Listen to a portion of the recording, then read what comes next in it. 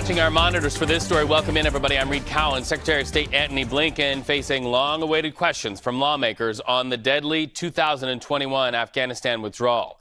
This hearing comes after a months-long standoff over Blinken's appearance that led to the House Foreign Affairs Committee recommending he be held in contempt of Congress.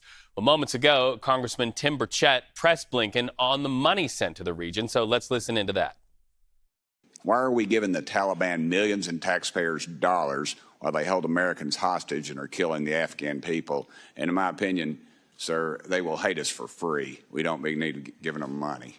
We're not giving the Taliban anything. As I discussed with Congressman Mast, we are providing money, as many other countries are, to UN agencies, NGOs, to help the Afghan people. And these agencies are funding the Taliban. Reports are saying between 40 and 80 million U.S. tax dollars are given to the Taliban every dadgum week. I mean, is that acceptable? According to the report that I read and that the Congressman referred to, the CIGAR's report, of the approximately $8 billion that the international community, including the United States, has dedicated to Afghanistan, about $10 million of that is 0.1%, has no doubt gotten to the Taliban in terms I don't care if it's that penny. I don't care if it's a penny. I mean, for you to sit up here and admit that our enemies, I mean, these people swear to hate Christians and Jews, and that takes care of about everybody in this dadgum room. And we're sending them, I don't care if it's 1%, and you can, but let me tell you, $10 million is a hell of a lot of money to the people I represent. So let's go live to our nation's capital and CBS News campaign reporter Torian Small. Torian, walk us through the background of this hearing and what we're learning from it. Yeah, Reed, as you laid out, this is a several months long standoff between Blinken and that House Republican committee, or the House Republican leadership on that committee there. 3 months ago, they voted to, along party lines, to hold him in contempt for refusing to appear before the panel to discuss what Republicans are calling a botched withdrawal. What we're expecting to see, though, is Republicans make the case that there's a clear parallel between how former president and incoming president Donald Trump would have handled this withdrawal and what the Biden administration has done, though the current president and his administration officials have been saying long that this is the playbook that Donald Trump set in place for them to follow. So where it's likely to see more Republicans on this panel look to distance Trump from any chaos that was associated with this exit. So let's turn to other news from the Hill while we have you there. The man tapped to lead the Defense Department, Pete Hegseth. He continues to make headlines today. He's getting hit with questions from all sides after his meeting with Senator Susan Collins. Stay with us. We want our viewers to hear this. Let's listen in and then we'll talk on the other side. It was a great meeting with Senator Collins. And again, at office after office, having the opportunity to spend time with these senators who have invested their careers in ensuring that our warfighters get what they need has been an amazing educational process. And Senator Collins, like her colleagues before her, reiterated that. It was a wonderful conversation. We focused on what needs to be done to make sure this Pentagon is focused on warfighting and lethality. And we look forward to staying in touch with her. Did you chair the Appropriations Committee? I'm certainly not going to assume anything about where the senator stands. This is a process that we respect and appreciate, and we hope through time, overall, when we get through that committee and to the floor, that we can earn her support. But it's about earning support in this process, in ongoing conversations, and we're doing this for the warfighters, and I'm grateful to the president. So you heard Mr. Hegseth there say earning support, but he cannot assume what the senator feels about him. The headlines are classifying Senator Collins as really the hard-to-get GOP centrist. She spoke shortly after Hegseth and said they had a substantive conversation, but she didn't really come out swinging for him either. Will he be able to nab her vote? I'll read two things Senator Collins said she's looking for before making a determination on whether or not she will vote to confirm Hegseth. That's an FBI background check, which he's going through right now, and then ultimately the confirmation hearing that will happen before the relevant House or Senate panel to make a determination, again, whether or not she's going to vote to confirm. What's interesting, though, and it's kind of similar to what we've been hearing from other female Republican Senate members here is that they want to see this process through. While most of them have been non-committal so far about the confirmation for Hegseth, they said they at least want to see him make it to a Senate confirmation hearing before they can come to a determination. And again, like you said, she's a very critical senator that he'll need to win over in order to get confirmation. With that very small majority that Senate Republicans will have this time around, every vote will matter when it comes to confirming the Trump administration's pick. That's why many of them are knocking on doors on Capitol Hill. I also want to get to Trump's pick to head the Department of Homeland Security, Kristi Noem. She says that she hopes to get bipartisan support for her confirmation, but does it look likely, especially in these divided political times, that bipartisan support can go to anybody? Well, certainly more likely than Pete Hegseth, that's for sure. What we've seen so far, though, is these conversations start on both sides. Senator Mike Rounds, a Republican from South Dakota, did say, though, that he believes that she has a stronger backing here on the Capitol grounds compared to the more controversial Trump picks. But again, these conversations are just happening. It's unlikely that she'll get much pushback. The biggest thing, though, that we're seeing is reports that there are concerns about her handling of FEMA disaster aid for her state as a pick for the Department of Homeland Security. FEMA will be in her purview. Rounds did come out to defend her, saying that the broader issue is whether or not monies handling FEMA under that umbrella of the Department of Homeland Security is being allocated in the appropriate places, and he believes she's in line with the incoming president's belief that there should be clear separation of money and powers there. Torian Small, always so great to talk to you, CBS News campaign reporter there on Capitol Hill. We appreciate you being with us on the stream today. Well, the man arrested in the case of killing United Healthcare CEO showing fight outside and inside a courtroom. So here's your headline. Luigi Mangione fighting extradition as a Pennsylvania judge also denies him bail. So we wanted to show you this outburst one more time Mangione had as he was about to enter that courtroom. Listen.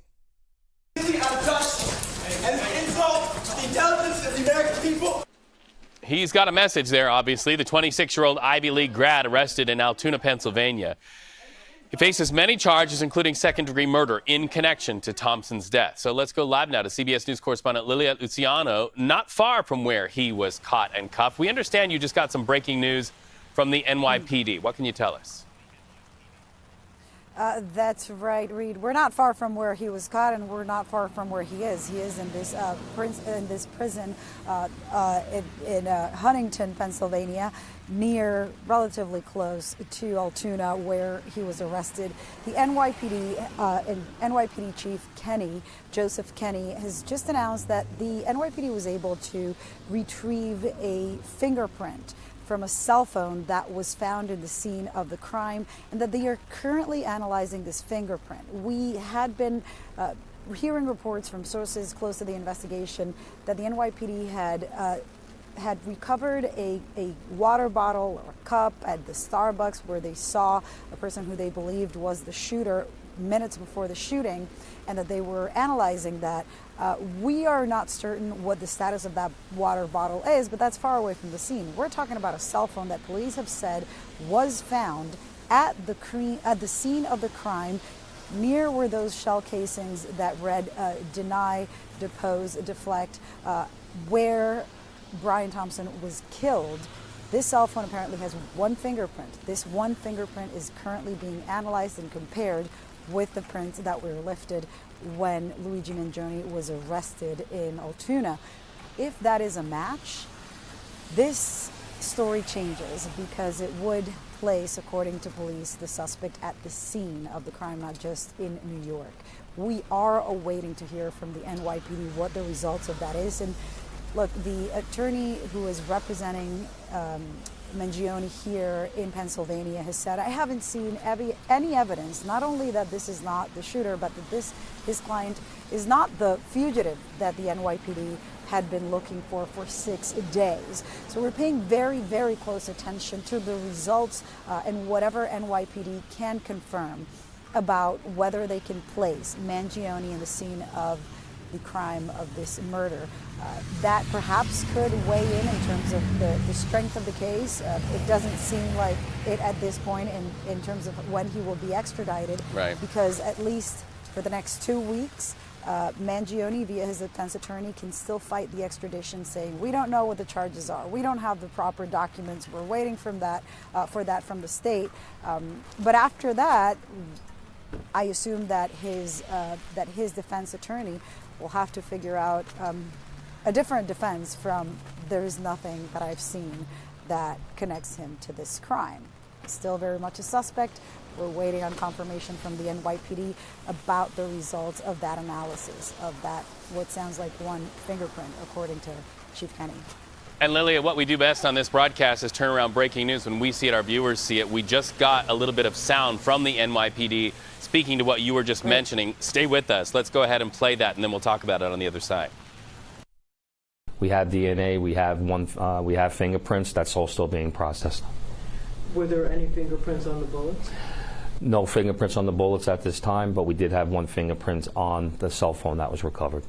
Now we're talking about the cell phone that was in the alley. Yes, that's correct. And you believe that cell phone was his as well? Yes. Did he drop it intentionally?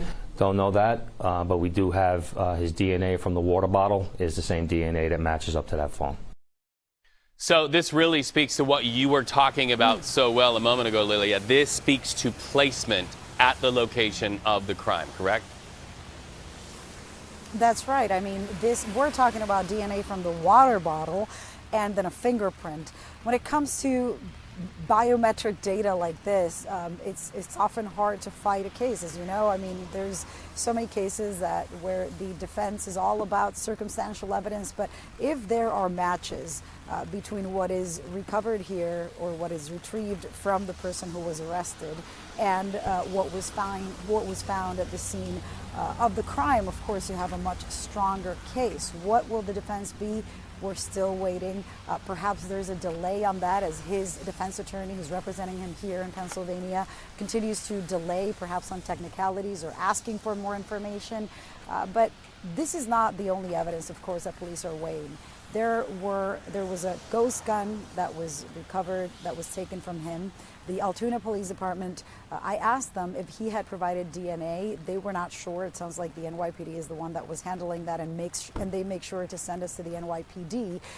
But certainly that's a possibility that they already got DNA from him. I'm not sure what the process is in Pennsylvania. Certainly when you're booked, they do take your fingerprints. So it sounds like they're analyzing the fingerprints. And from what Kenny was saying, it sounds like the fingerprint and the DNA from the bottle or other metrics might have matched. There's also, as I said, the gun, and there was this 3-page document which the NYPD says has plenty of statements that could serve their investigation and the case to show motive. Things like these parasites had it coming to them or something along those lines that was found in this 3-page document, along with other statements that could serve as very strong evidence as this suspect is prosecuted in New York. Right. Our legal experts have said that could very well serve the prosecution's argument for intent and motive, like you just said. You know, I think the entire world is just trying to figure out who this guy is, his background, where he came from. There's also some reporting regarding a missing persons report in San Francisco. We know that Mangione years ago participated in a Stanford, California program not far away from San Francisco. What can you tell us about that missing persons report as we try to wrap our brains around who this guy is? Yeah, we also know that Mangione was working for a company that at some point was headquartered in San Francisco, although he had been working remotely at the time that he was living in Hawaii. We know that his life was successful when he was younger. He was a very high academically achieved individual or student in high school. He was valedictorian. He went to an Ivy League. He has a master's degree. He was a fraternity brother. He had many friends. His social media is filled with these photos, and you can tell that he was a popular person, also highly intelligent, also very well read. He was reviewing books on Goodreads and writing extensively about, and studying things. At one point, what we found from his account, which has now been made private, was studying the Ted Kaczynski manifesto. I asked one of his close friends when he was living in Hawaii and working remotely about this specifically, and what his friend told me was, look, I proposed it along with another member of our book club as a joke. And then we started reading it and we couldn't get through it because the writing was too boring. It didn't seem like it made such a big impact, much less on him. He didn't seem, he had opinions. They all discussed this book, this manifesto, but he didn't feel like there was anything that was radicalized in him from this book in particular, although I'm sure this is something that investigators are looking for. He said that he was social, that he was caring, that he had many friends, but that he was withdrawn when it came to pain, that he had been suffering pain for a long time.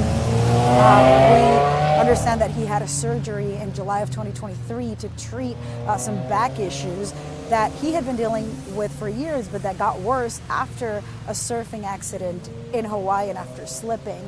And so that shift perhaps in somebody who is, and I'm no expert, I'm no doctor, I'm no psychologist, but what his friend told me is that when he was withdrawn, when he seemed to take to his own, was when he was dealing with the severe pain, and that it seemed like a major theme in his life. We are working so hard, all of our teams at CBS News, from the Confirmed team to the crime unit to everybody, reaching out to try and understand and paint a picture and put a picture together about what happened in this young man's life as we approach what will be a very high-profile trial eventually in New York, and try to understand what's in his mind. Of course, he's still a suspect in this case, but there's a lot of evidence, and I think people are wondering, how do you go from that kind of profile, upbringing, social life, enjoyment, to a situation where you are the suspect in an assassination? Well, and Lilia, what's fascinating to me as I've been doing my own research, there's some reporting out this morning that his presence on social media dropped off between 3 and 6 months before this shooting. And a lot of people are wondering what could happen in that 3 to 6 month span of time to cause him, if he indeed was, to feel radicalized in some sort of a way. Do you think that 3 to 6 month drop off is also going to be studied as it relates to his mindset? Absolutely. I'm sure everything is going to be studied, and there's plenty of, there's a lot of, he has a wide enough footprint online, even though police have said that he had put his cell phone while they were looking for him, that part of what they found in his possession when he was arrested was a bag where, you can prevent a signal. There's a lot before he was arrested. And yes, his friend also told me that he hadn't spoken with him for months. There are posts from friends asking, where are you? We've been reaching out, are you severely isolated? Something like that. His last post on X was in June. He had posted about his, about suffering with these back issues. And the chief of police in San Francisco confirmed to KPEX, to your station there in San Francisco, that in fact there was a police report, or a missing persons report from his mother, but wouldn't expand on many of the other details. So how long he was talking to his family, for how long his family hadn't heard from him, we don't know, but we know that the friends we've heard from had lost touch, and that there were explicit messages asking for him to call back or to, show signs of life. I'm sure they're looking into that gap. Right, and for our viewers at home, we are working very hard to get our hands on that actual physical missing persons report that you referenced there in the city of San Francisco. Fascinating conversation. Thank you so much for your wide knowledge of this case, Lilia Luciano. Thank you, Reed. You have a great day. Try to warm up. It looks pretty drizzly where you are. When we come back, we're going to go to the West Coast, back out to that California wildfire. We have some jaw-dropping images. Think about it. Students in a library. It's finals week. Their hands to the glass, and on the other side of the glass, fire coming their way. That story, plus an update on the wildfire progress and how firefighters are doing battle. We'll be watching our monitors for breaking news out of California and New York and all around these United States until we come back.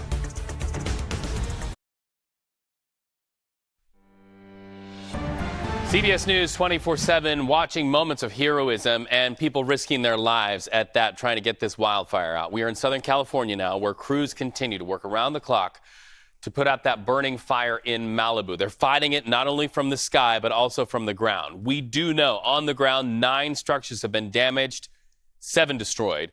Evacuation orders are still in effect for people who live nearby. They're looking up, hoping that these water drops really do the job. An army of 1,500 firefighters on the scene. We can also tell you shelter in place has been lifted for those students at Pepperdine University. CBS News correspondent Carter Evans reports from Malibu that the fire so far has burned 3,900 acres and is 7% contained. Well, we finally have a little bit of good news to report. As of right now, those high winds that have been fueling these flames have calmed down quite a bit, and firefighters are going to be able to take advantage of that and really make some progress today. More than a dozen aircraft have been making water drops really around the clock. So far, at least 15 structures have either been damaged or destroyed, and more than 1,000 homes are still threatened. Now, authorities tell us this is a stubborn fire, but containment is now at 7%. It has ravaged 7 square miles over the past 2 days. It even shut down a section of the famous Pacific Coast Highway. Now, firefighters tell us saving homes is a top priority. Yesterday, we spoke to one evacuee who told us she went door to door, waking up neighbors even before the sheriff's department arrived.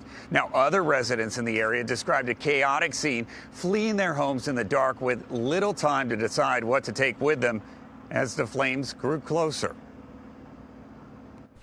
All right, so it just punctuates that you always look for the helpers, and our thoughts and gratitude for all of those firefighters and the volunteers who are on the ground helping people get to safety. And their families, too. Right. I can't even imagine. They're thinking, it's December. This is the holiday season. Right. Why is my spouse or my partner going out and fighting these fires still? But it has been dry. It has been pretty mild when it but we haven't seen any rain, and those winds were so strong, the Santa Ana winds. So as we take a look at current conditions right now, we're still dealing with critical fire weather conditions throughout this whole region. Right now, it's at an elevated risk right now into areas like Santa Clarita and Ventura, where just yesterday we were closer to the critical and extreme setup. But the National Weather Service still has this red flag warning near the Franklin fire, close to around 4,000 acres so far with 7% containment. And that containment is impressive, I will say, because they have been fighting against such strong winds. We were talking about it earlier today. The helicopters out there dropping buckets of water, they have limitations too when it comes to flying that aircraft. And wind gusts up to around 55 miles per hour. That doesn't make it easy for anyone out there to continue to fight this. So the red flag warning lasts until 6 o'clock tonight for those hills, with an earlier expiration, around 2 o'clock for the valley and closer to the coastal areas. The winds are going to die down as we head into the evening hours tonight, but then we see gusts get right back up to around 30 to 40 miles per hour into the forecasted hours tomorrow. Here's what's actually happening for us. This is interesting. The fire is just pushing that smoke offshore and back into the Los Angeles area, close to Torrance and Downey, where they're going to continue to be under an air quality alert into the evening hours tonight. There's going to be a break, though, from that system as we head into Thursday morning before more of that smoke starts sweeping to the south. And I want to show you what that break really is. We're just seeing partly cloudy skies down there right now, but a cold front's going to sweep through, and it's going to bring in a series of showers heading into Thursday morning. It's not thunderstorm activity, so it's not a concern, but it is bringing in some light rain for those communities that are dealing with those fires still. And this is very important to note because relative humidity will increase on the back end of this.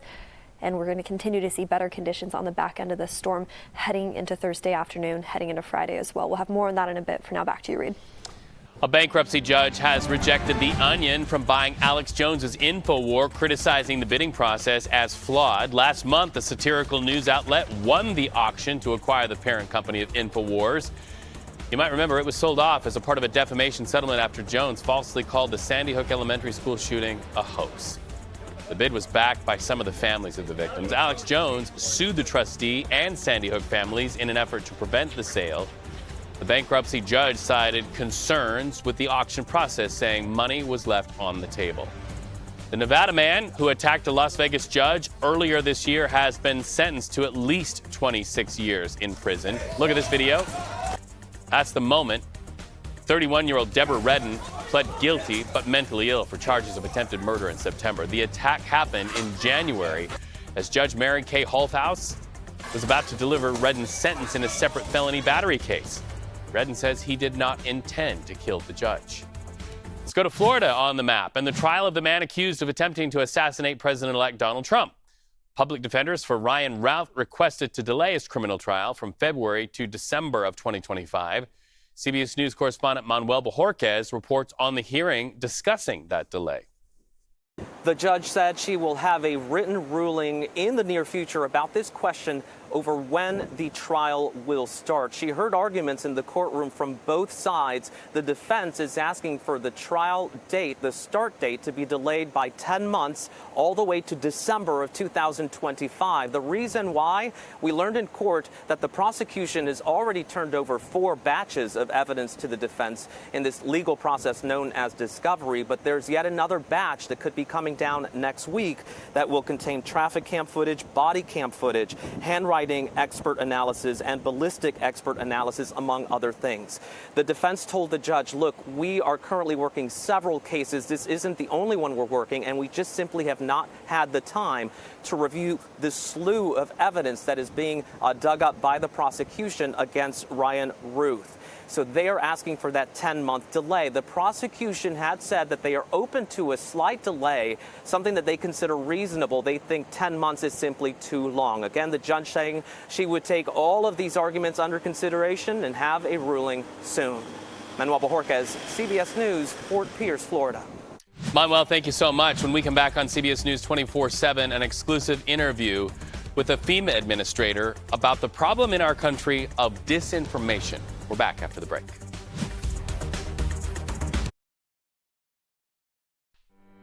Well, it feels like every year we have more natural disasters like these, and you can see the aftermath there. Hurricane Milton, Hurricane Helene.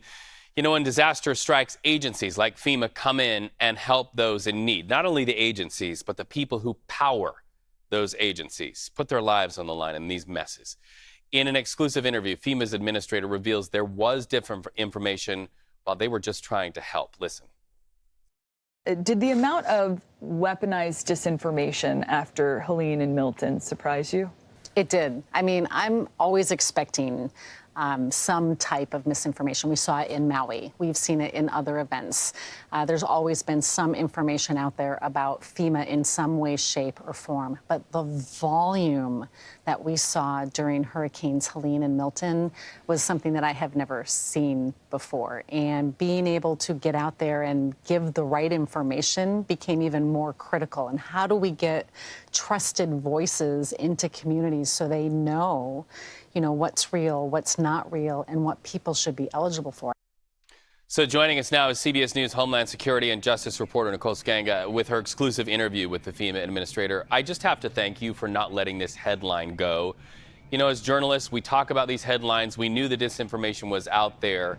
You dug deeper. You got this exclusive interview, and you really realized the highest ideal of journalism, I think, and that's to expand the conversation. Tell us what you learned.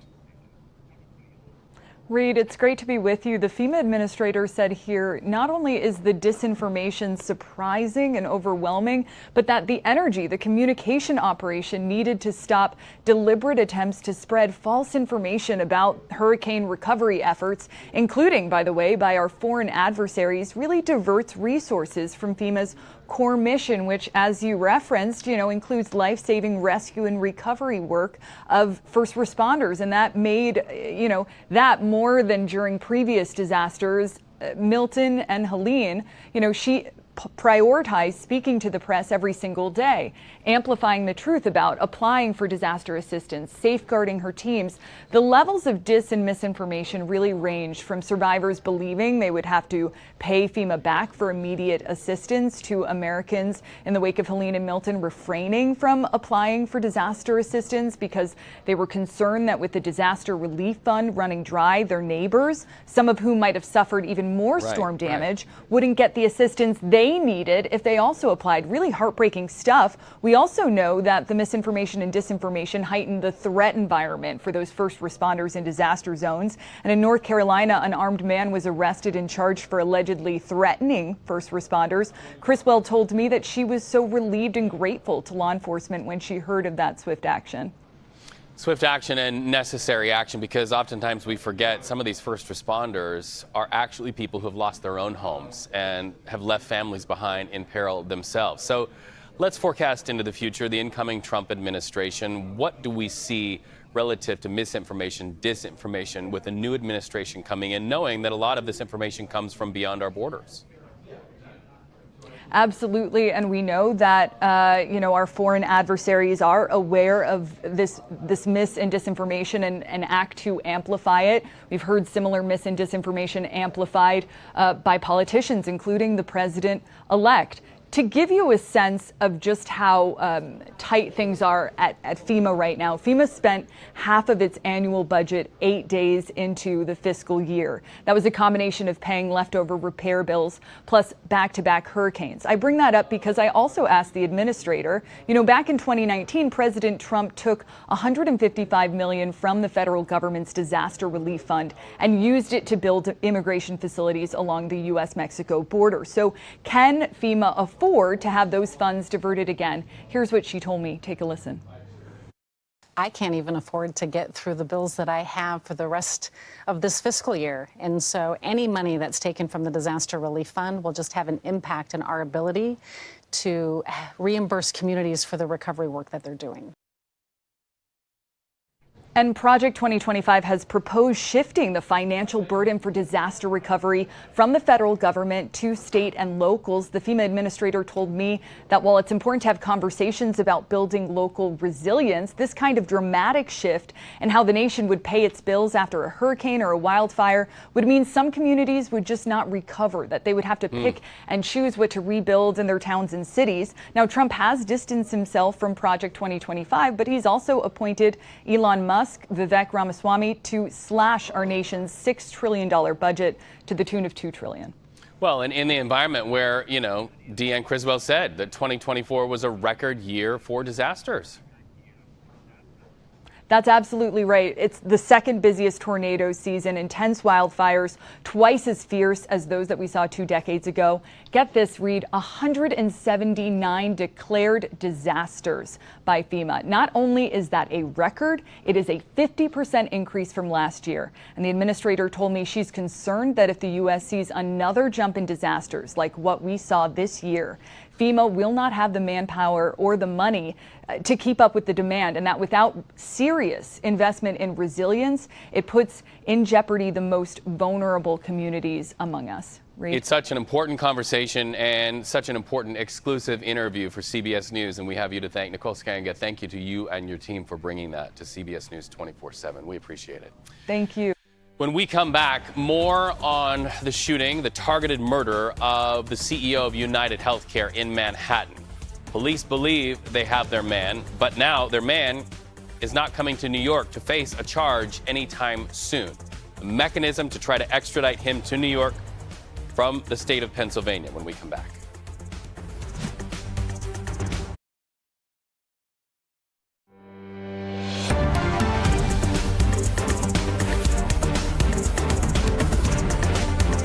Welcome back to CBS News 24/7. All right, there he is, Luigi Mangione, arrested in connection with the killing of a United Healthcare CEO. He's showing fight, as you can see right there, outside a courtroom and then inside a courtroom. Here's your headline, Mangione fighting extradition. So he faces that New York charge of murder, but getting him to New York is going to take some time while he fights. Now, inside a hearing, a Pennsylvania judge told Mangione he's not going to get bail. Live to CBS News legal analyst Jessica Levinson. Jessica, fighting extradition really bumps the timeline back a little bit, pumps the brakes, so to speak, on New York. Tell us about the mechanism it will take to get him across state lines.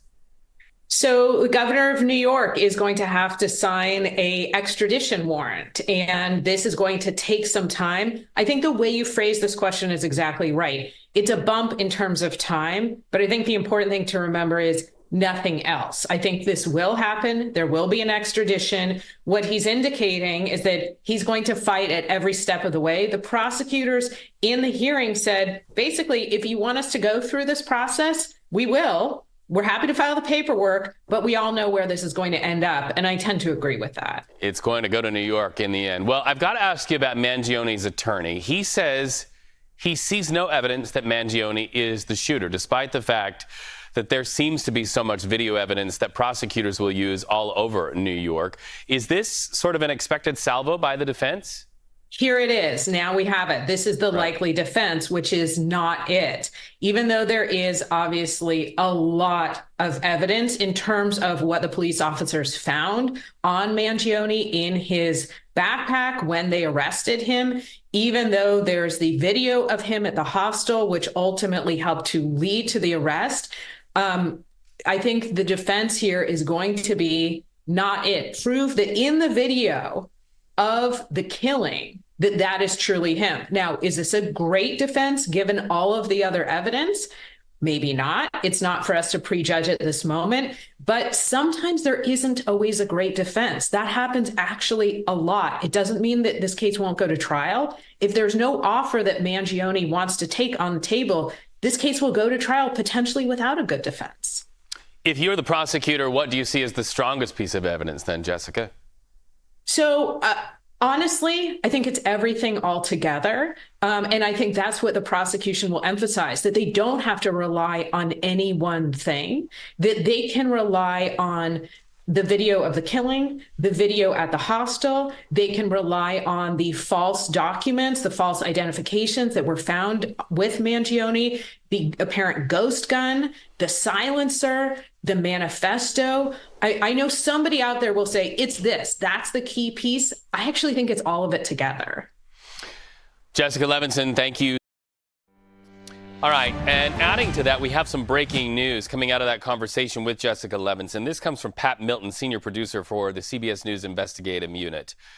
3 people with knowledge of the investigation into Mangione tell CBS News that fingerprints found on that water bottle that we've been talking about throughout this entire broadcast at the crime scene match the fingerprints that have been taken from Luigi Mangione at the time of his booking in Pennsylvania. So a couple of revelations there. Lilia Luciano had mentioned that we had not heard for sure what kind of information had been taken by Pennsylvania authorities, be it DNA, fingerprints, etc.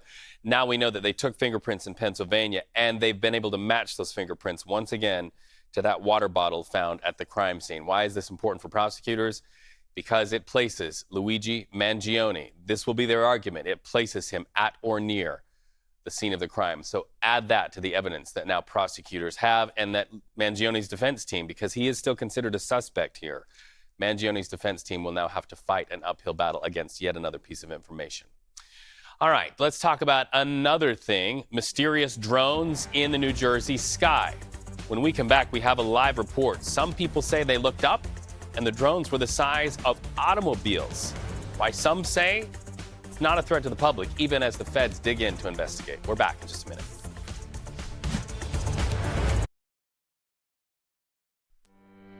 President-elect Donald Trump's pick, Hegseth, on the Hill once again. He's going door to door to try to shore up support as he heads to confirmation. A lot of eyes have been on Senator Susan Collins of Maine. She just met with Hegseth, and here's what she had to say after that meeting. Hegseth, someone you can support? Well, first let me say that I had a good, substantive discussion that lasted more than an hour. We covered a wide range of topics, ranging from defense procurement reforms to the role of women in the military, sexual assault in the military, Ukraine, NATO, a wide range of issues. I obviously always wait until we have an FBI background check, and one is underway in the case of Mr. Hegseth.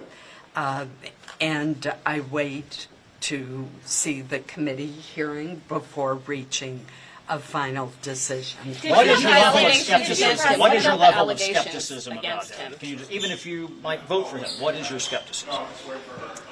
Well, I'm not sure exactly what you mean. I mean, are there problems with military, sexual assault? Are there problems with his positions on Ukraine? Where are the areas that you think are the problem areas? Well, we had a good discussion. I'm not going to go into every question I asked, although I asked virtually every question under the sun. So did you press him on the allegations against him? I pressed him on both his position on military issues as well as the allegations against him. So I don't think there was anything that we did not cover. Did you ask me specifically about this?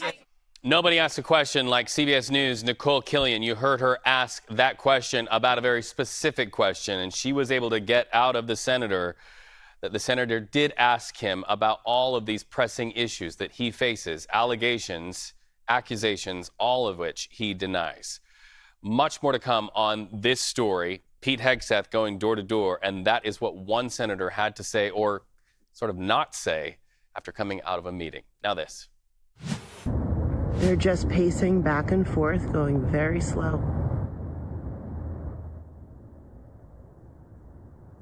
You're joining me by squinting at your screen right now, and you're seeing what I'm seeing. Sort of a twinkling light in the sky. Well, these are just a few of the dozens of mysterious drones spotted circling above New Jersey. Now, the FBI is investigating. Governor Phil Murphy says the drones are hard to track because, quote, the minute you get your eyes on them, they go dark. CBS News national investigative correspondent Tom Hansen joins us now. Tom, what do we know about these drones and where they came from as we squint to see what they are and then they disappear and go dark?